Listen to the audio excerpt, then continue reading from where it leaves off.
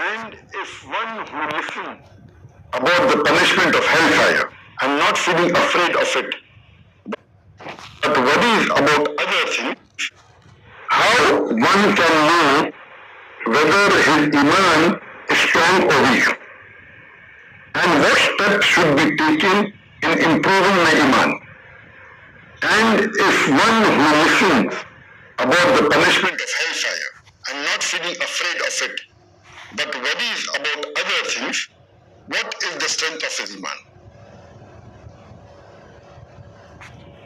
The question posed by Rewat, and he's asking that how will a person come to know whether his Iman is strong or weak? And what steps should be taken to improve the Iman? And the last part is that if a person hears and knows about the punishment of hellfire and yet is not worried about that and worried about the worldly things, then what is his status? Regarding the first part of the question, that how does one come to know that his Iman is strong? A person, when he keeps on following the teachings of Quran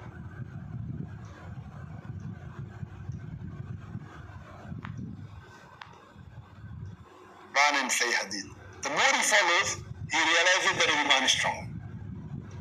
For example, when he goes out, a Muslim knows that she should wear the hijab. The outside world may not be doing hijab, she is doing hijab. You know that the Iman is strong. You know that people do wrong things, they cheat, you are not cheating. People tell lies, you don't lie, you are honest. And the more you follow the Quran and Sahih Hadith, you come to know Iman is strong.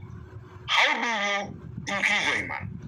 Well, the best way to increase your Iman is to read the translation of the Quran, read the translation of the Hadith of the beloved Prophet ﷺ, read the Seerah of the Prophet ﷺ, read the Seerah of the Khalifa Rashidin, of the Sahabas.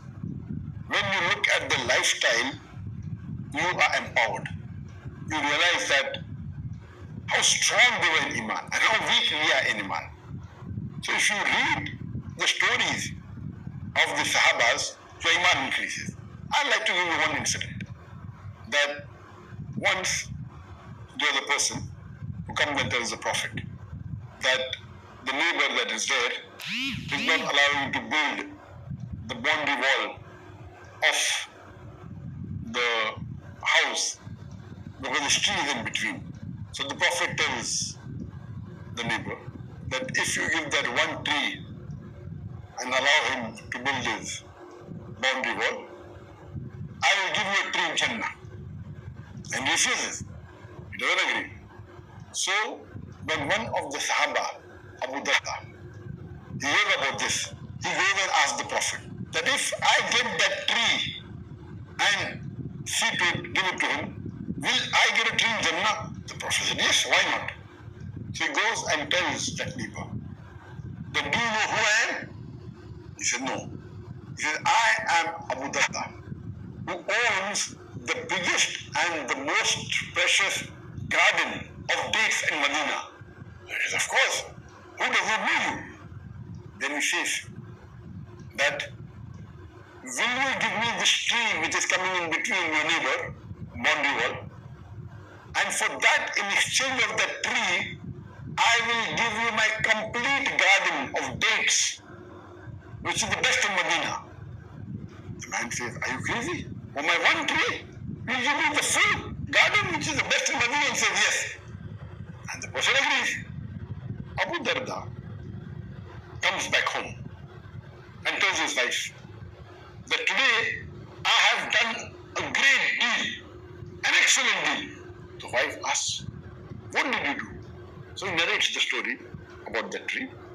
And he tells his wife that I bought that tree, that we gave her the tree in Jannah in exchange for the full garden that we have in Medina. So the wife says, what excellent deal.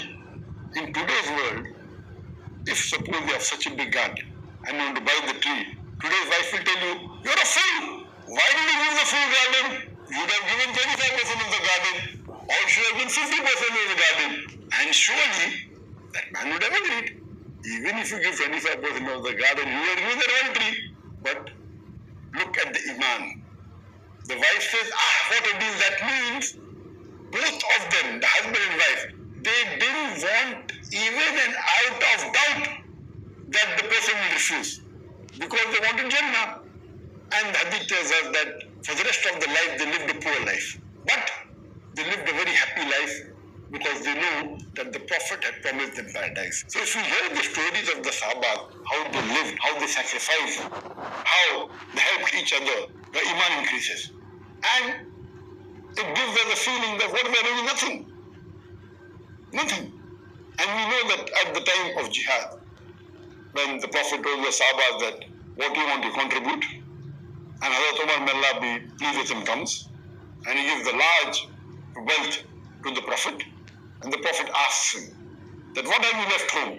So he said, I have left half my wealth at home and half I am giving charity for jihad. After that, later on, Hazrat Abu Bakr, may Allah be pleased with him, he comes and he gives his wealth to the Prophet.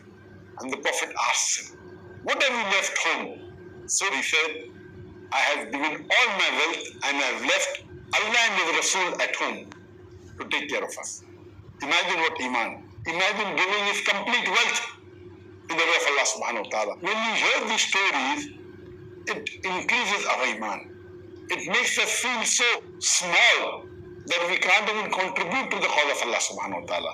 We can't even give charity. If you read the lifestyle, the seerah of the Sahaba, of the Khulafa Rashideen, of the Prophets, we are nowhere. So if you read the story, your Eemaan increases. If you read the Quran, the translation, Eemaan increases. And you can go with Allah subhanahu wa ta'ala. Your ibadah increases. Your salah increases. Your sawm increases. Your fasting, your charity, your zakat.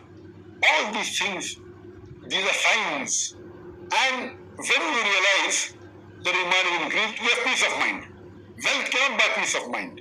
When you have peace of mind, that mashallah, inshallah, we are following Allah and His Rasul. And inshallah, we will be raised in Jannah with Allah and His Rasul. As the Prophet said, that you will be raised with the people who you love. So that time the Sahaba were so happy.